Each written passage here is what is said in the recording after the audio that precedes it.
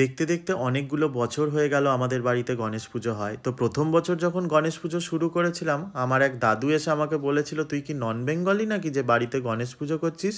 বাঙালিদের একমাত্র পয়লা বৈশাখেই গণেশ পুজো হয়, অন্য কোনো সময় হয় না। তো কথাটা শুনে খুব অবাক লেগেছিল যে পার্টিকুলার কোনো একটা জাতিতে ঠাকুরকেও বেঁধে দেওয়ার চেষ্টা চলছে। তেমনি অবাঙালিদের ক্ষেত্রেও দেখেছি, বাঙালিরা যেমন চাবড়া ষষ্ঠী, ঘেটো ষষ্ঠী, সমস্ত ধরনের ষষ্ঠীগুলো পালন করে, নন বেঙ্গলিদের ক্ষেত্রে কিন্তু সেই জিনিসটা নেই।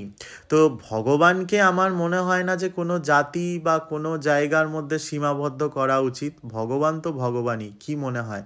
আপনারাও যদি আমার সাথে একমত হন, অবশ্যই কমেন্ট করে জানাবেন। আগেকার দিনে বাঙালি বিয়েতে যেমন সঙ্গীত, মেহেন্দি এগুলো দেখতে পাওয়া যেত না, কিন্তু এখন সেগুলো ঢুকে গেছে। তো সময়ের সাথে সাথে সব কিছুই বদলাচ্ছে, সময়ের সাথে সাথে আমরাও বদলাচ্ছি। তো যাই হোক, আমার একটাই কথা বলার, এই যে এত ভোগ দেখছেন, পুজোর সমস্ত ধরনের ভোগ কিন্তু আমি নিজের হাতে বানাই। তো কেমন লাগলো সমস্ত ভোগগুলো আমাকে কিন্তু অবশ্যই কমেন্ট করে জানাবেন।